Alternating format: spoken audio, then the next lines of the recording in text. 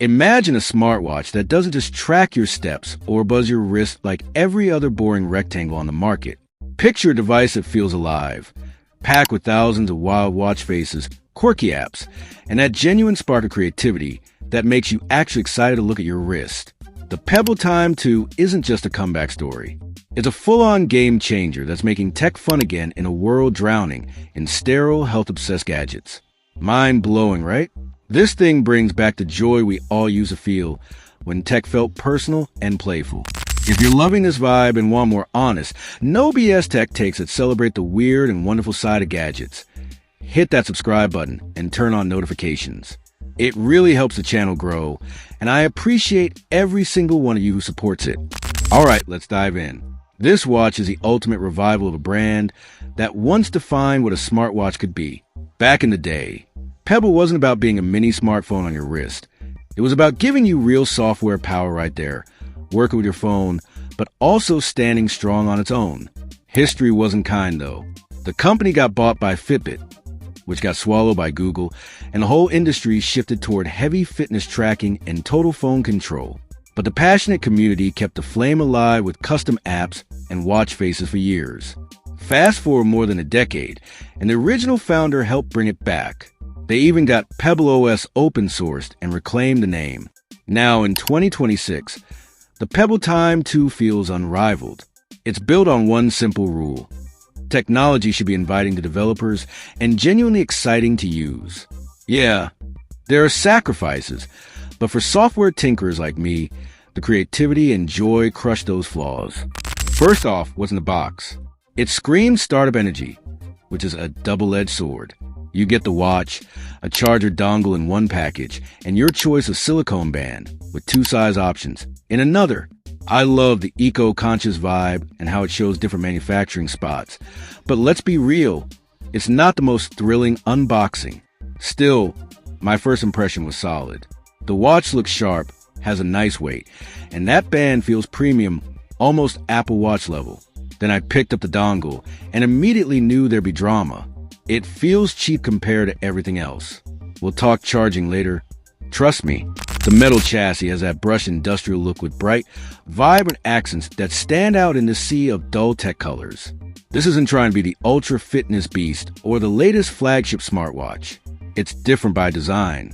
It can do way more creative stuff than your average watch, but it skips some things typical users expect.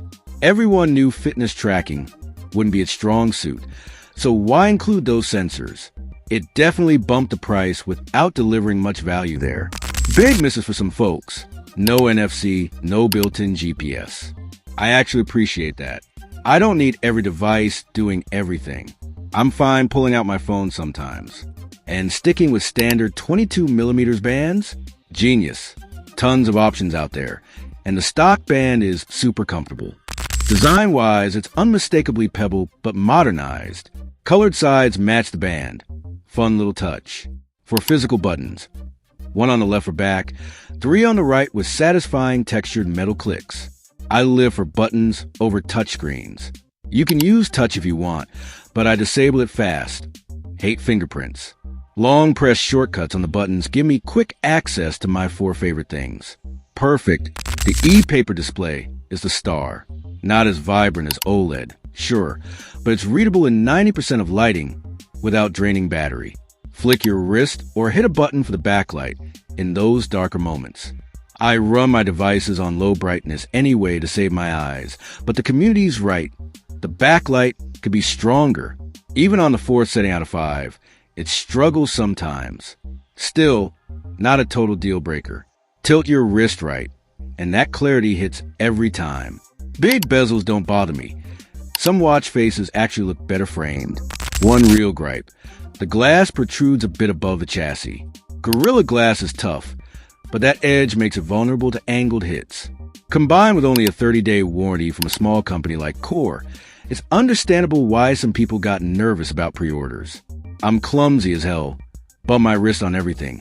And so far, no scratches after risky use without a protector. Use it reasonably and you'll probably be fine, but it's still design oversight. Hopefully Core scales up and improves support. Now, software. This is where Pebble destroys the competition. No other watch comes close. Thousands of watch faces and apps right out of the gate. The UI has those charming animations that give it so much personality.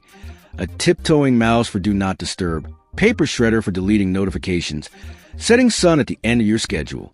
Navigation feels smooth with rare lag that'll probably get patched. Up for health stats, down for calendar, pulls from your phone, gray if everything's in English, less so otherwise. Select for the main menu. You can rearrange everything. Settings, music, notifications, alarms, weather, health workout, watch faces, and all your downloaded stuff. This thing is made for tinkerers. Browsing the App Store feels fresh again. Want a fully customizable Casio-style face? Done. An alien's motion tracker that spawns random threats? Absolutely. Virtual pets that level up with your steps? Minimal modern faces where you control every detail? It's all there. Games too, puzzles, dungeon crawlers, even racing. My favorite text run is still addictive years later. Notifications work most of the time, though occasional sync quirks happen. No calls despite having a speaker and mic. That's odd. Voice replies work well in English, but only once per notification. No official Spotify or maps, but third-party options and controls cover a lot. Best part? You can use it standalone without Bluetooth for installed apps and recent stuff. Huge for me. Health tracking? It's there but basic. Steps miss about 1,000 in my tests compared to a real pedometer. Heart rate is decent. Sleep tracking? It once told me I slept 2.5 hours while the watch sat on my nightstand. Workout mode gave me 1 calorie after an hour of training. Look, if you need serious fitness data, get a dedicated tracker. Core is honest about this on the product page. The trade-off is worth it for the creative side. The companion app works fine on Android.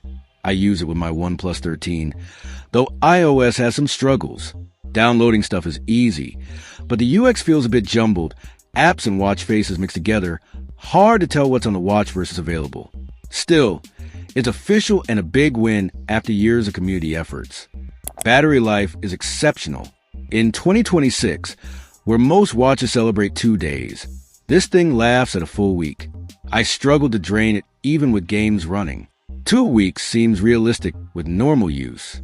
The dongle is the weak link though, light, unstable, and annoying to connect reliably. I'd buy a better one in a heartbeat. So, should you buy it? Yes. If you love playing with software, switching watch faces like outfits, and don't need every feature under the sun. The app ecosystem and battery make it feel evergreen, and the future looks bright with more updates and devices coming. No. If you need top-tier fitness calls, payments, or hate tinkering, in that case, stick with Pixel, Galaxy, or Apple Watches. For the right person, the Pebble Time 2 is absolutely still a great buy in 2026. It's not perfect, but it's joyful in a way most tech isn't. What do you think? Ready to bring fun back to your wrist? Drop your thoughts in the comments. If you enjoyed this, smash like, subscribe for more, and I'll see you in the next one.